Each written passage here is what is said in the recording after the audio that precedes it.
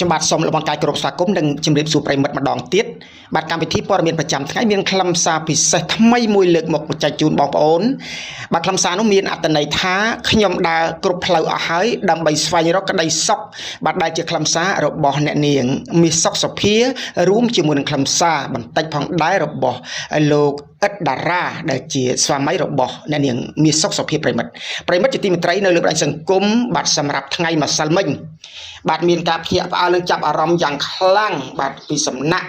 បងប្អូនគ្រប់ទិសទាំងអស់ពាក់ព័ន្ធទៅនឹងកម្ពុជាតារាចម្រៀងជើងចាស់មួយដួងដែលមានឈ្មោះថាមាសសុខសុភាដែលគាត់បានបង្ហោះជាខ្សែវីដេអូមួយឃ្លីបមានរយៈពេលប្រហែលជា1ម៉ោងជាងពាក់ព័ន្ធទៅនឹងការរៀបរាប់បាទអំពីសាច់រឿងរកម្មរកោគ្នាជាមួយនឹងស្វាមីរបស់នាង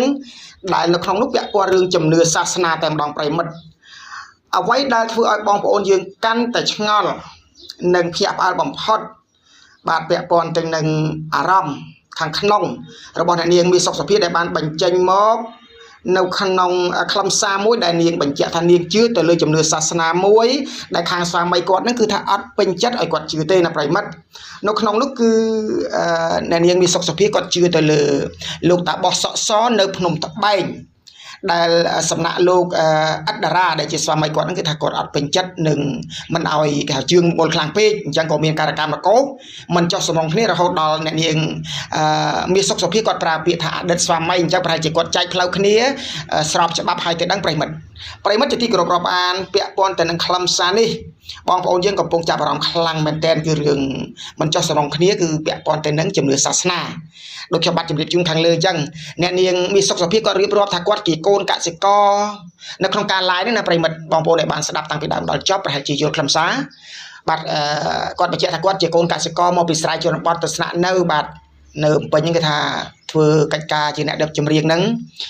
មួយរយៈពេលយូរទៅមានលុយគ្រប់គ្រាន់បាទសម្រាប់ទិញផ្ទះនៅទិញឡានល្អជិះមានលុយចាយគ្រប់គ្រាន់អញ្ចឹងអ្វីដែលគាត់ជ្រើសរើសនៅក្នុងផ្លូវជំនឿសាសនាគួរតែផ្ដល់សិទ្ធិឲ្យគាត់នេះជាខ្លឹមសារដែលអ្នកនាងលើកឡើងណាប្រិមិត្តអ្នកនាងមាសសុខសុភាហ្នឹងណាហើយខ្លឹមសារហ្នឹងគាត់បញ្ជាក់បន្ថែមទៀតថាអ្នកខាងក្រៅអត់ដឹងទេបើអត់បានរៀនគឺអ្នកនាងមាសសុខសុភាគាត់រៀនបាទវិជ្ជាមួយយ៉ាងគេហៅថាសមាធិជាមួយនឹងតាបោះសក់សភ្នំត្បែងអញ្ចឹងគាត់បញ្ជាក់ថាបងប្អូនខាងក្រៅសាច់ញាតិបាទអ្នកស្និទ្ធស្នាលហ្វេនក្រុមគ្រួសារអត់ដឹងទេមើលឃើញតាមភ្នែកពីក្រៅទៅគឺឃើញមនុស្សខ្មៅមនុស្សទាបមនុស្សខ្ពស់មនុស្សសនេះយើងមើលដឹងមើលឃើញចំណែកបាទអ្វីដែលគាត់មើលឃើញគេហៅថាអរូបីបាទគឺដួងព្រលឹងដួងវិញ្ញាណបាទអូមអាងក្តាមដុតបាទមិនមែនជាសាសនារបស់ព្រះពុទ្ធទេប្រិមិត្តអញ្ចឹងប៉ុន្តែគាត់ជឿគាត់ថាគាត់ធ្វើទៅបានសុខគាត់បញ្ជាក់ថាគាត់ស្វែងរកសេចក្តីសុខនឹងដើរគ្រប់ផ្លូវអស់ហើយអត់ដែលមានទេទោះបីគាត់មានឡានជិះមានផ្ទះនៅមានលុយចាយគ្រប់គ្រាន់មានស្វាមីមានកូនប៉ុន្តែសេចក្តីសុខវាអត់មានមិនដឹងមូលហេតុអីទេបាទពាក់ព័ន្ធទៅនឹងជំនឿសាសនាផ្លូវអង្ិតហ្នឹងណាប្រិមិត្តអញ្ចឹងគាត់បានជួបលោកតាសក់សភ្នំត្បែងបាទគាត់ក៏បង្ហាញផ្លូវឲ្យដើរទៅគឺគាត់សូមឲ្យតាំងសមាធិស្មាអីទៅរហូតដល់គាត់ដឹងពីអតីតបច្ចុប្បន្ននិងអនាគតបាទនេះអ្វីដែលជាខ្លឹមសាររបស់អ្នកនាងបានបញ្ជាក់គឺបែបហ្នឹងអញ្ចឹងគាត់ជឿកាលណាគាត់ជឿងប់បាទគាត់លែងស្ដាប់អ្នកផ្ទះលែងស្ដាប់ប្តីលែងស្ដាប់បាទក្រុមគ្រួសារនឹងហ្វេនហើយបាទគាត់ថាមនុស្សជំនឿខុសគ្នាអញ្ចឹងគាត់សុំជឿតាមបែបគាត់ចំណាយពេលវេលាចំណាយលុយកាក់ចំណាយកម្លាំងញើសឈាមបាទតាមអ្វីដែលជាការបង្គាប់ឬក៏ជួយឬក៏សងគុណដល់លោកតាសក់សភ្នំត្បែងនេះជាខ្លឹមសារដែលអ្នកនាងមាសសុខសុភាគាត់បានលើកឡើងនៅប្រិមិត្តអញ្ចឹងគាត់ហៅថាគ្រូពេញមាត់ហើយគាត់ជាអ្នកមានគុណដែលបង្ហាញផ្លូវឲ្យគាត់រកក្តីសុខឃើញនោះដែលអ្នកនាងថាគាត់អត់ដែលដឹងទេក្តីសុខគាត់ហាក់បីដូចជាលោកតាសក់សភ្នំត្បែងនេះជួយគាត់ឲ្យរស់ឡើងវិញអញ្ចឹងតាមការបញ្ជាក់នៅក្នុងអត្ថន័យដែលអ្នកនាងបាន live នៅក្នុងខ្លឹមសារបែបហ្នឹងណាប្រិមិត្តអញ្ចឹងគាត់ជឿហើយចំណែកលោកឥតតារាដែលជាស្វាមីគាត់អត់ជឿអញ្ចឹងទេបាទគាត់ជឿតាមបែបផ្សេងឬក៏គាត់ហាមឃាត់កុំឲ្យភរិយាគាត់នឹងជឿងប់ងល់ពេកវានាំឲ្យបាទបាត់បង់ទំនុកចិត្តទាំងសងខាងព្រោះថាលោកឥតតារាគាត់តាមការបញ្ជាក់ឬក៏សំណេររបស់គាត់ដែលបង្ហោះស្របពេកគ្នាហ្នឹងគឺថាគាត់ហាក់ដូចជាមិនមានទំនុកចិត្តទៅលោកតាសក់សភ្នំត្បែងទេដោយសារតែគាត់បញ្ជាក់ថាលោកតាសក់សភ្នំត្បែងហ្នឹងមានតួនាទីច្រើនមុខក្នុងពេលតែមួយបាទក្នុងរូបភាពបាទបង្ហាញយកកាឃើញគាត់បើកឡានយកកាឃើញគាត់ជាអតីតតាហ៊ានឬក៏សម្រាប់នៅក្រែប្រអប់ផ្ទះសំណាក់ឡាក់ទៅអញ្ចឹងថាគាត់ក្នុងនីតិតួនាទីច្រើនមុខក្នុងពេលតែមួយអញ្ចឹងគាត់អត់ទុកចិត្តដែរហើយអ្វីដែលជាខ្លឹមសាររបស់លោកឥតតារាដែលបានលើកឡើង គឺលោកតាសក់សភ្នំត្បៃហ្នឹងជាតាបោះឬក៏ជាប្រសង់បាទគួរតែបាទតំណែងតំណងស្អិតរមួតជាមួយស្ត្រីដែលមានស្វាមីហើយកម្រិតណាឬក៏ជាមួយស្ត្រីភេទបាទកម្រិតណាអញ្ចឹងណាប្រិមិត្តគាត់មិនចោតប្រកាន់ថាអញ្ចេះទៅប៉ុន្តែក្នុងអត្ថន័យដែលគាត់មិនទុកចិត្តរហូតដល់គាត់មានការឲ្យទៀមទាស៊ើបសង្កេតរឿងនេះរឿងនោះរឿងកសាងគាត់សាលាឡាក់អញ្ចឹងទៅណាប្រិមិត្តបាទអញ្ចឹងពាក់ព័ន្ធខ្លឹមសារហ្នឹងបងប្អូនយល់ហើយបាទអ្នកនាងមានពេជ្រសុភាហ្នឹងគឺគាត់ក្នុងអត្ថន័យដែលគាត់ស្វែងរកសេចក្តីសុខគាត់ដើរគ្រប់ច្រកគ្រប់ផ្លូវឲ្យហើយដើម្បីរកក្តីសុខឃើញថាគាត់មានលុយមានឡាន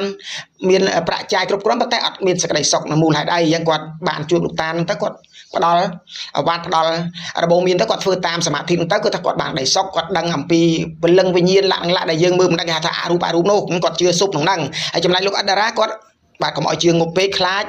វាបាត់បង់ទំនុកចិត្តខ្លាចមានបញ្ហាផ្សេងគេហៅថាបង្វែរអារម្មណ៍បង្វែរគេហៅលៀងខួរណាជប់ស្ដាប់អ្នកផ្ទះជប់ស្ដាប់ក្រុមគ្រួសារបាទវាទៅជាងប់ងល់ពេកអញ្ចឹងរឿងពីរហ្នឹងវាផ្ទុយគ្នាអញ្ចឹងបានជាគាត់រកម្មរកោមិនចោះសំរងគ្នារហូតដល់ប្រើពាក្យថាចែកផ្លូវគ្នាណាប្រិមិត្តតែរឿងនេះដល់កម្រិតណាយើងអត់ទាន់បានដឹងទេ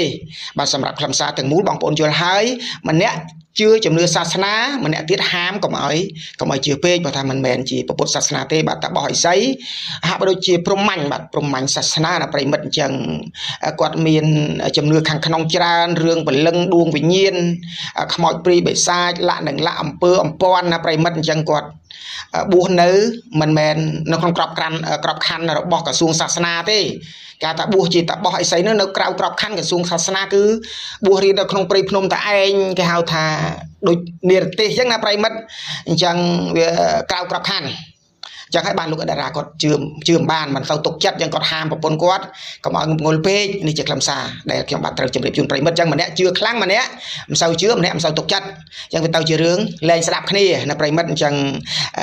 អ្វីដែលអ្នកនាងនេះសុខសុភាគាត់បានលើកឡើងនៅក្នុងការ live គាត់ទាមទារសិទ្ធិរបស់គាត់ក្នុងការគោរពអ្វីដែលជាជំនឿសាសនាដែលគាត់ជឿណាប្រិមិត្តហើយលោកអតារាវិញគឺគាត់ហាក់បីដូចជាមិនពេញចិត្តនៅការងប់ងល់បែបហ្នឹងទេខ្លាចបាត់បង់ប្រយោជន៍ឬក៏បាត់បង់ទំនុកចិត្តណាមួយនោះប្រិមិត្តជាទីគោរពរាប់អានខ្លឹមសារដែលខ្ញុំបាទត្រូវលើកយកគឺមានប៉ុណ្ណឹងហើយបងប្អូនជឿជ្រាបហើយបាទសន្យាថាវិលជួបបងប្អូននៅថ្ងៃស្អែកទៀតគ្រាន់តែជួយចុច Subscribe ឬបណ្ដឹងមួយប៉ុណ្ណោះប្រិមិត្តហើយ